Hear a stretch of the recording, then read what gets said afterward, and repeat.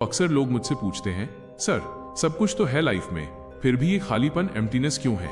इसका जवाब छुपा है उस अदृश्य आईने में जिसे हम फीड कहते हैं। हम एक ऐसे दौर में जी रहे हैं जहां हमारी असलियत हमारे पोस्ट से तय हो रही है। लेकिन क्या आपने कभी सोचा है कि स्क्रॉल करते वक्त आपका दिमाग किस जंग से गुजर रहा है? The comparison trap. सबसे पहले समझते हैं सोशल कंपैरिजन थ्योरी। इंसान की फितरत है कि वो अपनी तुलना दूसरों से करता है, लेकिन सोशल मीडिया ने इस कुदरती प्रक्रिया को जहरीला बना दिया है। आप सुबह उठते हैं, अभी आपने ठीक से आंखें भी नहीं खोली और आप देख रहे हैं कि कोई मालदीव्स में ब्रेकफास्ट कर रहा है, किसी की नई कार आई है या कोई अपनी परफेक्ट बॉडी दिखा रहा है। आपका दिमाग अनजाने में एक गलती करता है। आप अपनी पर्दे के पीछे की जिंदगी, बिहाइंड द सीन्स की तुलना दूसरों की चुनिंदा बेहतरीन तस्वीरों, हाईलाइट रील से करने लगते हैं। आपको लगता है कि सबकी लाइफ परफेक्ट है सिवाय आपके।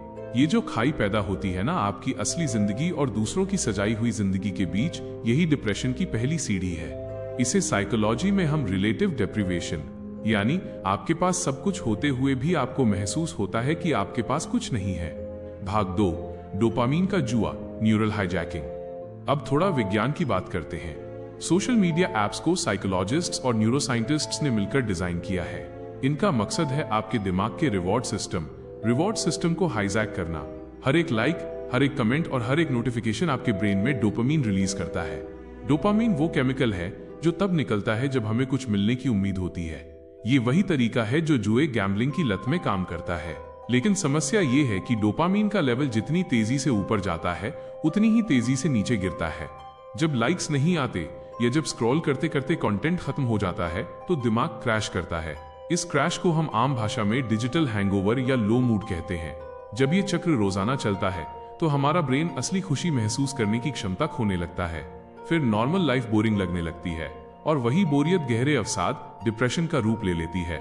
Erosion of self worth. एक मनोवैज्ञानिक के तौर पर मैंने देखा है कि सोशल मीडिया हमारी पहचान को खा रहा है। आजकल हमारी खुशी इस बात पर टिकी है कि स्क्रीन के उस पार बैठा कोई अनजान शख्स हमारे बारे में क्या सोचता है। इसे एक्सटर्नल वैलिडेशन कहते हैं। जब हम अपनी कीमत दूसरों के हाथों में दे देते हैं तो हम बहुत कमजोर हो जाते हैं। अगर किसी ने बुरा कमेंट कर दिया या किसी ने मैसेज देखकर छोड़ दिया तो हमें लगता है कि हम काफी नहीं हैं। सोशल मीडिया ने अकेलेपन को सार्वजनिक बना दिया है। हजारों फॉलोअर्स होने के बाद भी लोग अकेले हैं क्योंकि कनेक्शन डिजिटल है, बातचीत नहीं। तो क्या सोशल मीडिया छोड़ देना चाहिए? शायद नहीं, लेकिन इसे माइंडफुली इस्तेमाल करना जरूरी है। सोशल मीडिया हमें डिप्रेशन नहीं दे रहा, बल्कि हमारा अनियंत्रित इस्तेमाल हमें बीमार कर रहा है। याद रखिए, आपका दिमाग एक बगीचे की तरह है। अगर आप उसमें सिर्फ तुलना और दिखावे का कचरा डालेंगे तो वहां सुकून के फूल नहीं खिलेंगे। आज एक काम कीजिए, अगली बार जब आप फोन उठाएं तो खुद से पूछें, मैं ये क्यों कर रहा हूं? क्या मैं बोर हूं या मैं किसी बात से डर रहा हूं? अपने डर का सामना कीजिए, स्क्रॉल करके उससे भागिए मत।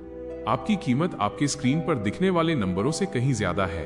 आप एक जीते जागते इंसान हैं, एक डिजिटल प्रोफाइल नहीं। सुकून स्क्रीन के बाहर है, अंदर नहीं। इंसान बने रहें।